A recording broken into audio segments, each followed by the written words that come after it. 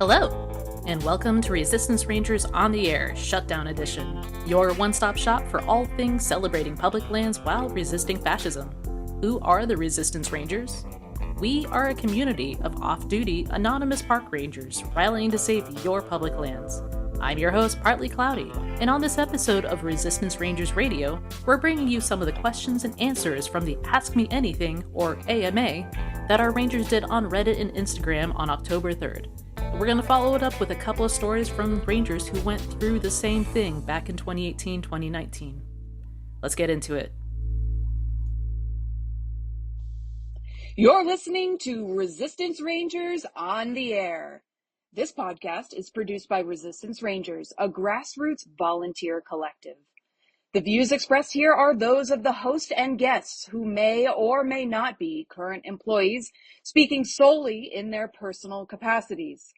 For any hosts and guests who may or may not be current employees, this is not a part of any official duties. We are not affiliated with the National Park Service, the Department of the Interior, or any other government agency. Nothing said on this podcast should be interpreted as official policy, guidance, or endorsement. So instead of doing the This Week in the News, we're doing our Reddit AMA, and I'm so happy to invite some guy here. I'm some guy. Yay. All right, first question. I do feel like we do need to offer some sort of disclaimer before we start going down this rabbit hole here. We're recording this, yes, on October 7th. There's a lot been happening in the news in the last week. It's been insane. So we are treating this as if a lot of these answers would be if these were like normal times, or if there was sanity, or the laws that were enacted still existed. Why do the Rangers want to close the parks? Why do the Rangers want to close the parks? Or actually, more specifically, why do the Rangers want to keep parks closed after they close on September 30th? Well, there are a lot of reasons, but a lot of preserving what we have to offer from the national park system, it depends on people being there and keeping an eye on it, and making sure that dogs remain on leashes, and to make sure that people don't stray away from their groups and get lost, or if they damage historical artifacts, some of the natural resources that we have, or cultural resources. We don't want you to be out there because there could be bad actors who are out there waiting for somebody to come along in an isolated environment, and if they have malcontent, if they have bad plans, then unfortunately there wouldn't be anybody out there to really help you. So that's one aspect of it. Actually, the last time when we had that long shutdown in 2018, 2019, we came back to the park and there was a child's bicycle left out in one of the fields. And we were terrified that there was a lost child still in the park. And we did not know how long that that kid's bicycle, for like a 4 or 5-year-old had been there. Or was it left behind? The imagination runs wild. What resources do we need to deploy? Are we wasting our time? We don't know. How do we act appropriately? Yeah, and more than likely, it was just some parent came out there with their kid, and they biked all the way in, and then, Daddy, I can't go anymore. Well, we'll just leave the bike and come back for it later, and they never did. Right. That's probably what happened more than anything. We did search, and we didn't come up with anything. There was no evidence of anything else. It honestly scared the hell out of me. It really did. We've been trying to encourage our listeners, well, I guess everybody that follows, to check out some of your local and state parks. And that's right. Go there. Yeah, make sure they're open first, Hell you yeah. don't want to give them more problems than they've already. No, there's a lot of, that's why when I go camping with my wife and my son, we go camping, and we go to a lot of these state parks, and they're fantastic. Oh, they're great. They're absolutely fantastic. Great, wonderful places to explore the small towns nearby. Absolutely love it. That's a really great way to get out and see some really new, interesting places. It's not just the federal government out there. There's a lot of wonderful state and local parks out there. I came from a small town, and half the town was parkland, basically, and it was amazing. That's how I learned how to do rappelling and stuff down at the quarry with the Boy Scouts, That sounds great. It was great. Dangerous as hell. I don't know how we did it, but it was great. Yeah. And I come from a place where there's so many private museums everywhere that you can buy a pass to one. You've pretty much bought a pass to all of them because they're in a little network, and that stuff is great. How how have past shutdowns affected parks in terms of damage done? So, for example, at Big Bend National Park, prehistoric petroglyphs were vandalized, irreparably damaged. In the last shutdown, I believe the 2019 shutdown. Oh, that was fun. Yes, I remember. And at Death Valley National Park, campgrounds were kept open, but the restrooms were closed, leading to sanitation issues. Illegal off-roading vehicles drove through fragile landscapes. That's going to be basically everywhere. Even with parks that have their gates closed, people will still wander in and then have the expectation for some reason that the visitor center restrooms would be open. And that's just not going to be the case. And then they have a human emergency, and they're going to go ahead and they're going to have to execute that action in any way they see fit, in any place, and with any tools they have nearby. To go ahead and rectify that situation. And more than likely, they're not going to bury it like an animal. They'll just leave it exposed on the surface. How does this affect the safety of visitors to the parks, i.e. possible rescues, searches, etc.? So yes, they were still making a lot of last-minute decisions, but wildfire was a big priority, so they wanted to make sure that they had a lot of firefighters on hand to go ahead. So that also includes Sawyers and all of the other support crews to go along with that. So they were trying to allocate resources for that. They were also trying to allocate resources for law enforcement and whatnot to try to at least have basic minimum patrols to make sure that they didn't find any of evidence of wrongdoings. If they did, then it was documented and noted so we could deal with it later. You know, a lot of people are going to be stranded. They're going to be, in a lot of these places, they're going to be without cell service. And unless there's a park radio and radio transmitting system with the towers and everything up and operational, then they're not going to have communication to talk to anybody on the outside. Helicopter pilots for search and rescue. You're still going to have Coast Guard available because they're mandatory. And they're a branch officially of Department of Homeland Security. So they're going to be around. So they're going to be keeping an eye on the waters. But inside the parks, you're going to be very lonely. There's a lot of acres and not enough people to keep an eye on them. I can't tell what your mission is. What exactly is it? Preserve, protect, educate. Well, they're talking about the resistance rangers. Oh, okay. We're park rangers. We do a lot. There are so many threats facing the NPS and other agencies tasked with managing public lands. But our bottom line is that we're the, quote, unmuzzled, end quote, version of the NPS. We're the actual voices of what parks need right now. Of course, there's a lot happening today, and there's a lot happening with every single department. There is just pure chaos everywhere. However, our niche and our understanding of the world as it is, and certainly parts around it and what affects us and how we affect it, is a lot about trying to help provide the American public with a greater understanding of the challenges that we face on a daily basis, and even more so now under this administration than ever before, I would dare say.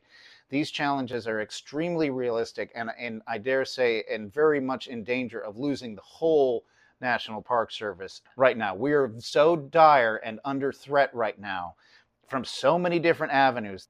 For me personally, I've been working very hard to, once again, eliminate the waste, fraud, and abuse, turning a park into a very efficient and smooth running organization where we don't have a lot of employee turnover because they know they can trust us to take care of them, and speak on their behalf when we can and fight within the channels to do so. However, right now there is so much disruption within the channels themselves that the word isn't getting anywhere. So there is so much unusual stuff and very possibly corrupt, unethical actions that are being taken right now that need to be addressed, that we can talk about some of the smaller issues of what we interact with on a day-to-day basis, the humanity of the people, and the issues where, on top of that, there's everything at the top, from policy and massive, massive changes about the way the direction the National Park Service is going. The Department of the Interior as a whole has turned into some sort of money-making energy production facility. And it reminds me so much of the Lorax, and I think a lot of us Resistance Rangers can really appeal to that character and find it appealing to us that the Lorax, somebody out there has to speak for the trees. Somebody has to speak for not just the trees, but the lands that we have, and the bugs and the birds and all the animals that live on it, to include yourself, because humans are not separate from this ecosystem. We are a part of it. And I think that's one of the biggest challenges that we have right now, is that this world, this administration right now, this leadership, I don't know, the people that are in leadership right now are people who believe that they are in control of the environment, that they are in control of everything that goes on, and they want to control everything that's going on. Whereas a lot of the rest of us realize, hey, we're just part of the environment. We are just people like any other animal on this earth. Yeah, we've got cool stuff. We've got plastics. We make tools. We have cars that we can drive around in so we can go look at other animals. And that's cool. I think there's a belief that, our experience shouldn't do as much damage as possible. And it's not all about profits. It's about being comfortable and making sure that everybody else is comfortable too. There's nothing wrong with that. It's not being socialistic. It's just believing that we can be better. And by being better, we need to take care of the places that we live. If we ruin the places that we live in, then the people in the future will not be able to live there, because it's contaminated. So we have to practice preservation. We have to practice conservation. We have to practice education. So really, the Resistance Rangers is just another avenue to go ahead and communicate these needs, these beliefs, and these goals that cannot always necessarily be contained or restricted by one administration or one government, but a group of people who believe in one ultimate goal, and moving a lot of people in a good, positive direction, and working for good and not evil. The Dalai Lama once said, if you can't help people, at least don't hurt them. And I think right now there's a lot of hurt going on, and I don't think that's just the right way to live. It's the right way to be. And I don't think that's very American, honestly. And I think that a lot of us believe that being American is better than what we're doing right now. Yeah, a lot better. Are you saying there are fewer personnel in the parks now than in the past? As far as personnel, there are so many less staff in parks right now. We can't even express how dire things feel on the ground. Yeah, that's the thing, is that, there's so few of us now that we're on the brink of collapse, that there's a few number of people that are really holding the line here. And if we lose a lot of other people, then the system itself may collapse. They're threatening to fire people. They're threatening not to pay people. There is a constant sense of trauma, daily trauma. This was their goal. They wanted to go ahead and inflict trauma on federal employees to make sure that they were in fear every time that they came to work. And honestly, it's working. Every day is a new sense of trauma, and everybody's feeling it. It's not easy to deal with. There's a lot of people that, you've worked with for years, and you're trying to make sure that they're doing okay. Frequently, when we get out of meetings, make sure your people don't kill themselves over the weekend. It's a real thing. Because so many people really believe in our mission, that to see it going down this path is really, really heart-wrenching and destructive. You're talking about firing veterans. You're talking about firing people who have dedicated themselves to a very long lifetime of civil service. And it is heartbreaking to see this kind of attitude happen to people who have given so much, to people who have not served at all. The majority of these people who are in these leadership positions, these cabinet members, how many of these people are former military? Like none. How many of them actually did any public good? For the most part, right now, they're just in it for themselves, and you're going to suffer from it. And that's not the way it should be. The best kept secret right now is that most of us just want to go back to doing our jobs right now. We don't want to be activists. We just want to do our jobs. If the government was trying to privatize public lands, what steps or legal mechanisms would they use? All right, here's some inside baseball. Parks have been rapidly privatizing already for decades.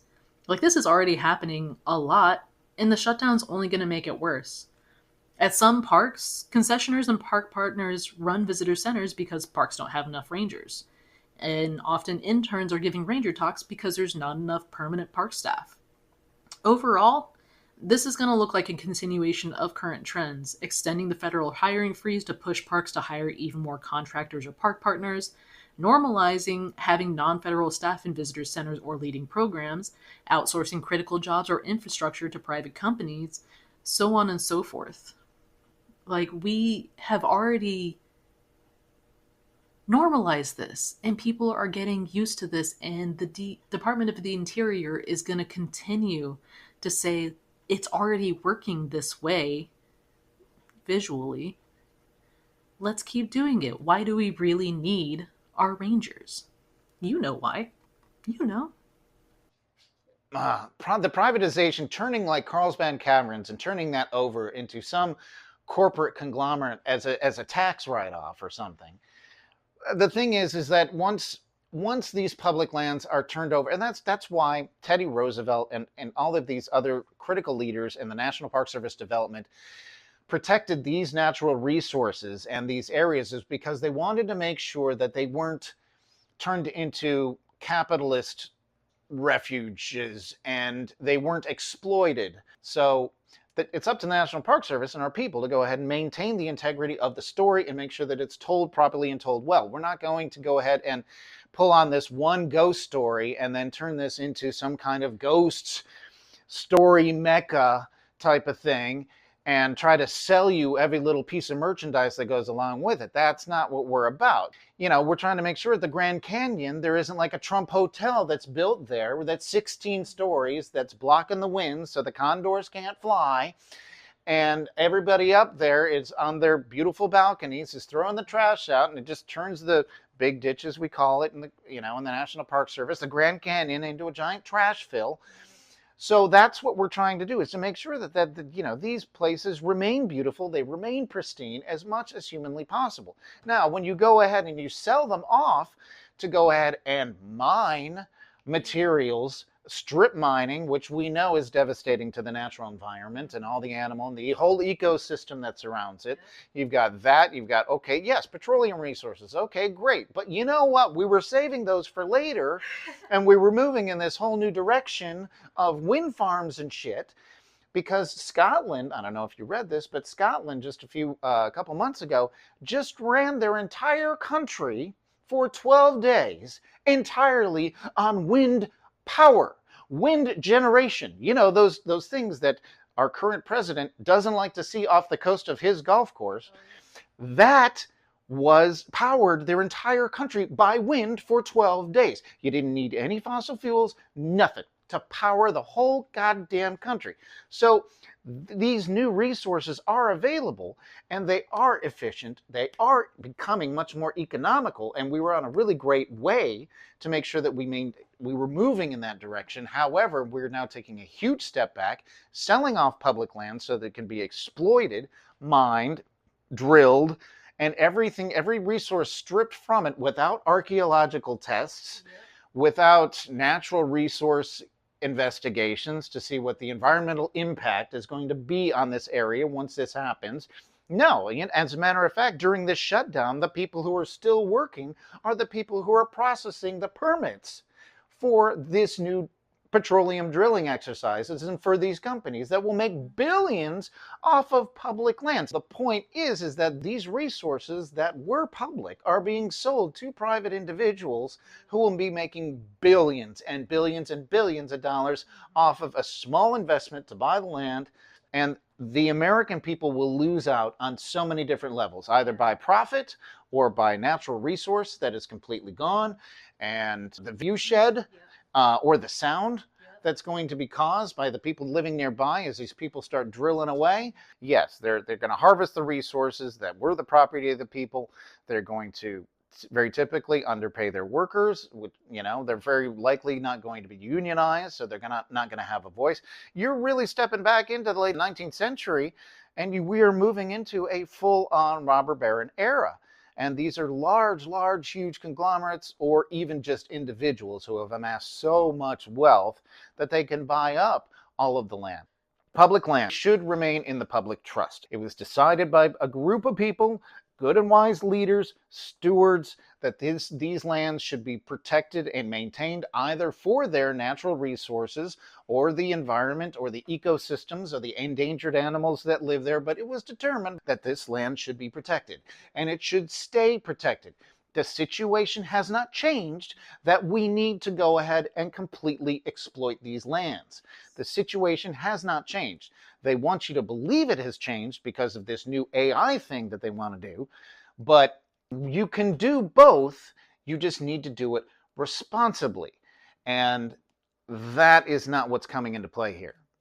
My personal concern is that at some of these locations that are awesome and historically significant and wonderful and have so many different layers of stories to tell about the American experience for a whole bunch of different kind of demographic groups, whatever, it doesn't, one type of group comes up and maybe I'll tell them this story that I think that will really appeal to them, or another group, you feel them out a little bit and you tell them this story because you think that that's the one that'll really hit on them.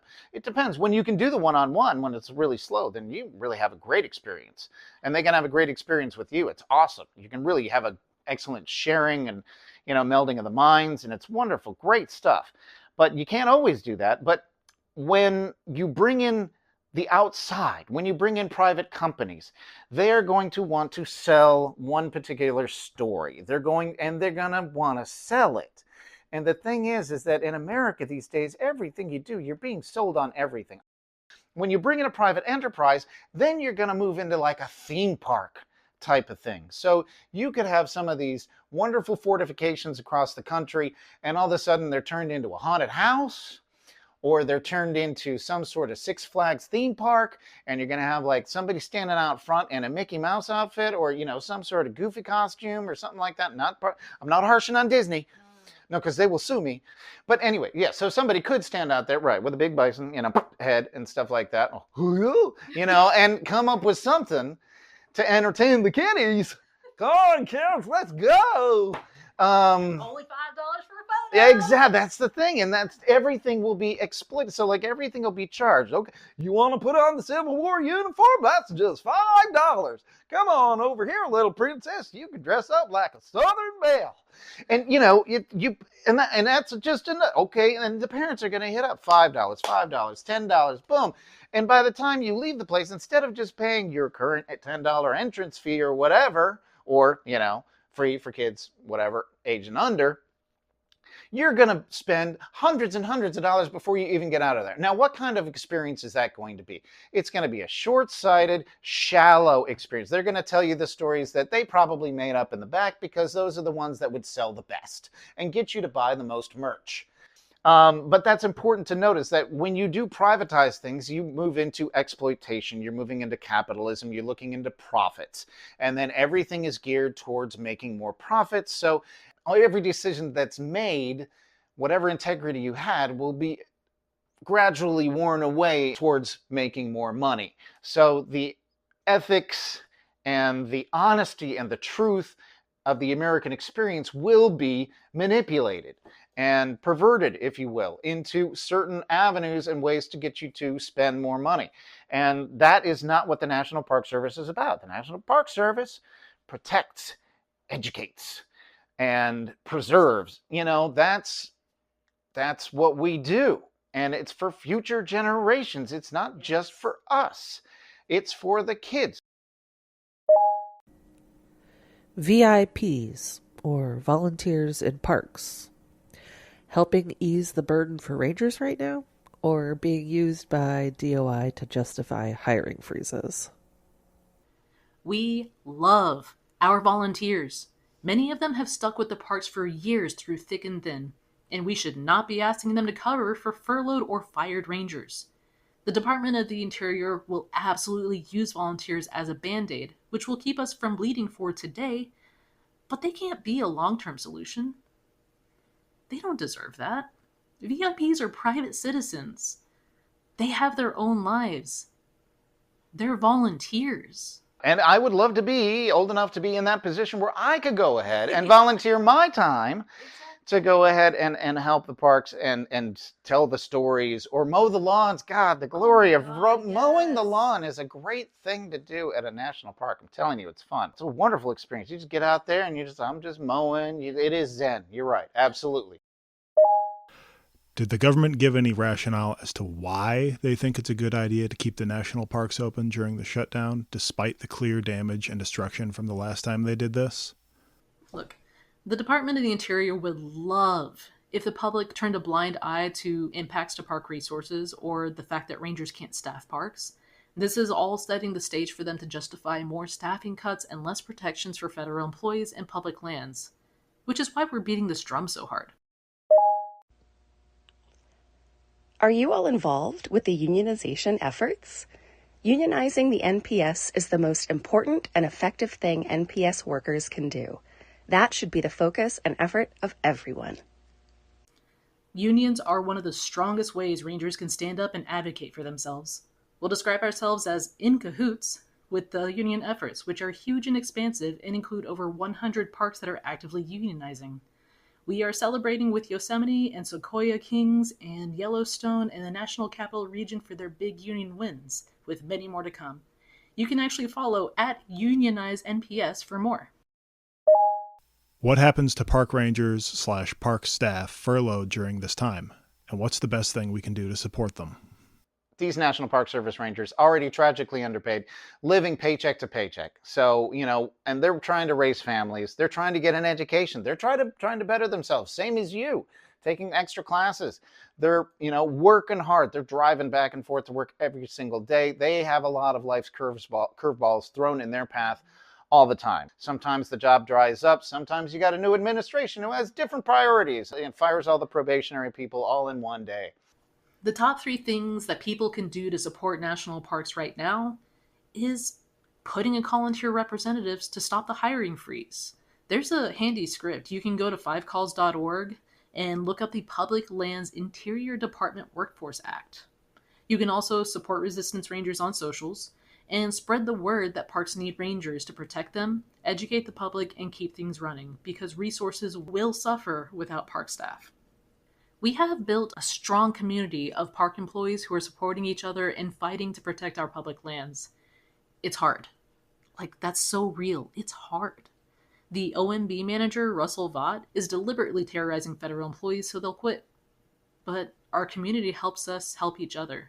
There's a lot of the military action, the belief is, building up team cohesion through shared hardship. And I tell you, there's nothing really that does bring a group closer together than shared hardship. Either working, trying to recover a park after a hurricane or something like that. So yeah, you want to think the Rangers were tough before. Wait until this keeps going, because as this continues over the last 8 months, everybody has bonded together so much more that you're going to get a real fight on your hands if you keep pushing. I'm not saying a physical fight or anything like that, but I'm just saying these people really believe in what they're doing, and they just don't want to lose it. As rangers, we're stewarding parks and history for future generations. When we're on the clock, we're working to protect these places and help people learn from them.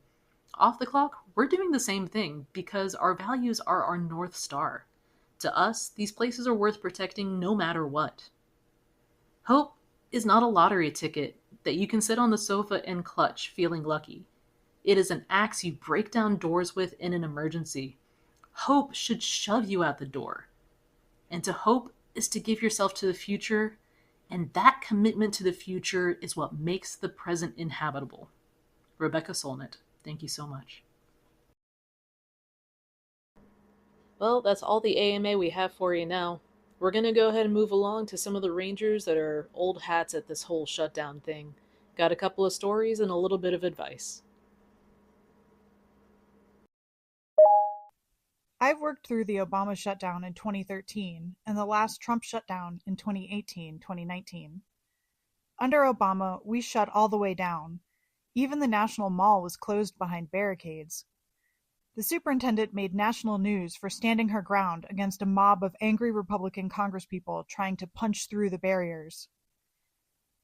Under the first Trump shutdown, he claimed that he'd shut down for 3 months or more, starve them out. It was looking bleak, so I actually applied for unemployment. It took a month to get my check for $400 that I had to promptly pay back. The shutdown ended once the unpaid air traffic controllers had had enough and walked off the job, causing massive flight problems.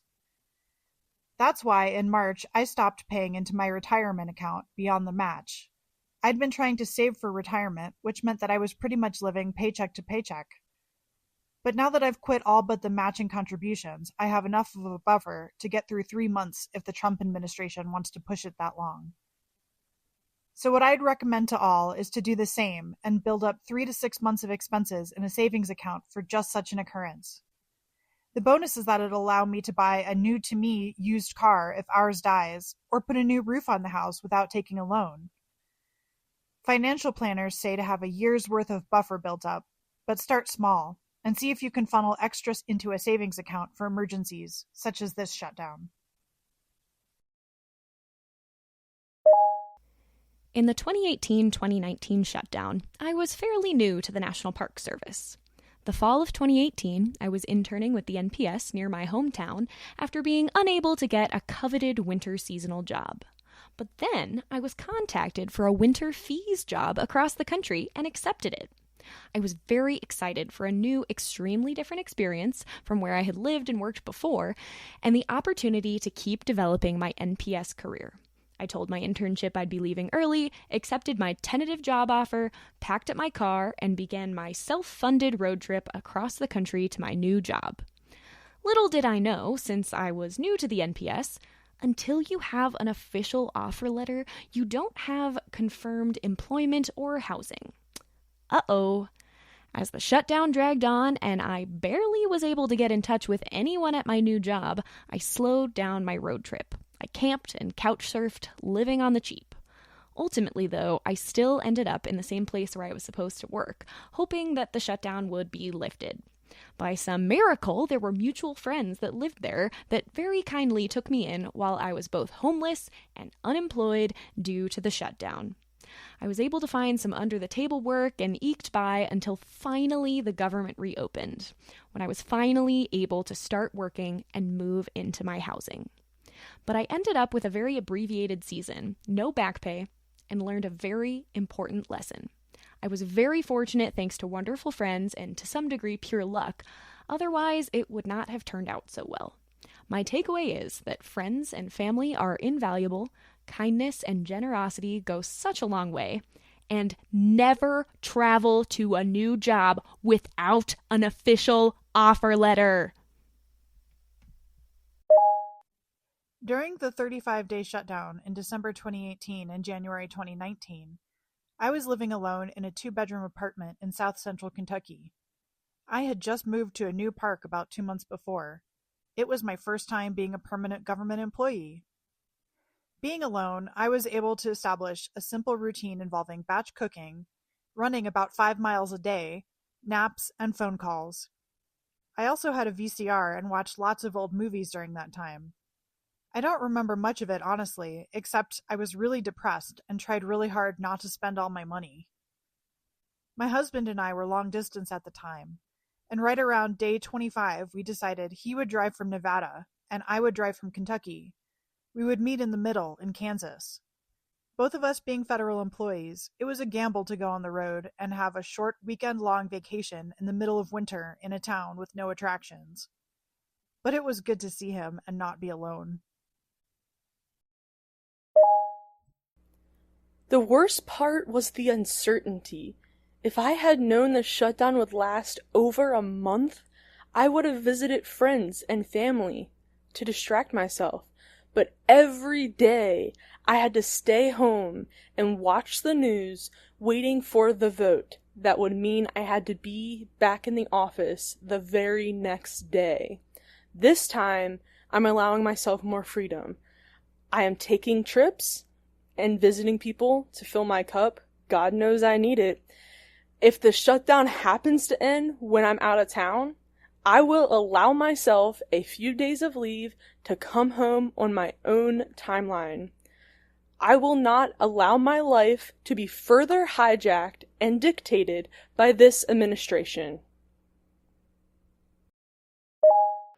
I was a ranger at Joshua Tree during 2018 to 2019 during the shutdown, so I can tell you exactly how bad it got. Now, this shutdown happened over the Christmas and New Year's holidays, which is one of the absolute busiest times of year for Joshua Tree. While most other parks are socked in by snow, Joshua Tree is overrun instead by park visitors enthusiastically getting away for the holidays. When I say overrun, some context is probably helpful. From 1990 until 2013, the park had consistently a little over 1 million visitors a year. Over the next 4 years, however, that number of visitors surged tremendously. By 2018, there were nearly 3 million visitors visiting the park, with about 300,000 visitors in December alone. That's about triple the visitors we used to see. And all of this is in a wilderness park with no concessionaire, no flush toilets, no running water, and nothing like the infrastructure that a park needs to function. Those toilets are already being strained to the maximum, even when they're serviced every single day. Now throw an unexpected government shutdown into this mix, and it's a recipe for disaster. In every past government shutdown, the park had been closed, full stop. This is necessary for the preservation of these parks. Without rangers, we can't safely protect them. But when this shutdown happened, word came down from the Secretary of the Interior that we were mandated to keep the gates open and let the visitors flood in for free. At Joshua Tree, it was only a matter of days before trash cans and toilets started overflowing. Toilet paper ran out, and human waste started to be reported in unexpected places. That was what we'll call Phase 1 of the shutdown. And it's partly the story of the community members from neighboring towns coming together to buy toilet paper, fundraise contractors to pump the toilets, and staging cleanups to pick up the trash. The local community itself sees over $200 million of direct economic benefit from Joshua Tree each year, and all for a cost to the taxpayers of $7 million. That's a massive return on investment for a shoestring budget. But this community knows the value of what it's getting and stood up massively in support of the park. The community was also fantastic in supporting our non-government partners who work at the park. Most of our social media team, our scientists, and our resources staff have been converted over to these private sector nonprofit positions. This is a tragic part of the story of the National Park Service, as they gradually have been privatizing itself. In 2019, those folks went without pay for the whole government shutdown and were never back paid like the rest of our staff. They just went hungry. There's another dark side to this story. Although law enforcement still works during a shutdown, many folks think that they can get away with illegal activities. When our resources staff finally returned to work, they documented hundreds of miles of off-highway vehicle tracks and evidence that some of our most important cultural sites had been looted. Those impacts are fully irreversible. Those tire tracks will be there for 100 years, and the artifacts will be gone forever. And for most of this, we had no clue what was happening, while the government was actually shut down because our resource staff was unable to work. Here's where things get weird. You've probably heard or seen pictures of Joshua trees that were reported as cut down during the government shutdown. These seemed like valid reports at the time, and the photos have been circulating whenever shutdowns loom as a poignant reminder of how disastrous government shutdowns are and they are disastrous. But here's the thing, though. When park biologists finally got to examine those downed trees, they found no evidence that they'd been cut during the shutdown. One was a tree that had its top blown down in a windstorm. Now, this does happen occasionally with Joshua trees, and the other had indeed been cut by a visitor, but the cut marks were very old and probably happened months or years before.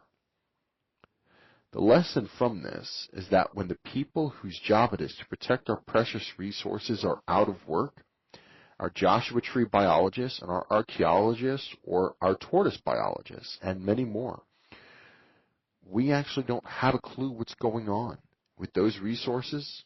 Not a clue. That's why this administration is firing scientists first before the rest. They want us all to bury our heads in the sand and not see what's happening in the world around us. The Resistance Rangers are going to do our best to document and report on shutdown impacts, to bring you the honest truth about what's happening.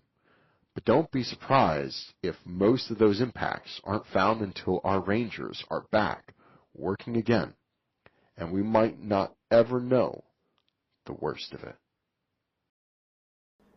Hey folks, if you feel like getting into some good trouble coming up soon, I don't want you to forget that there is a No Kings event coming up, and you can check out our website for more information.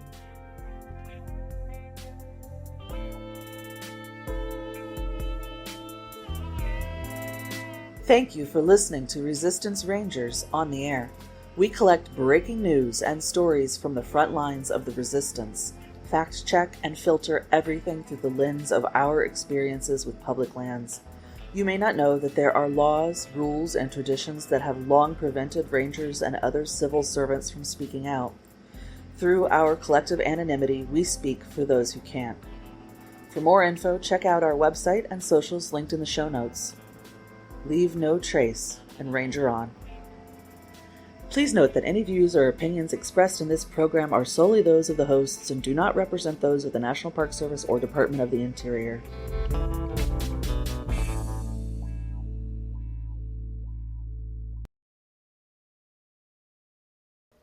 So yeah, we've got a lot of axes here in the Park Service. We got a lot of axes to grind, and that's what the Resistance Rangers do. Got some fucking We run. chainsaws. You want a chainsaw? You know what grinds our gears? Axes.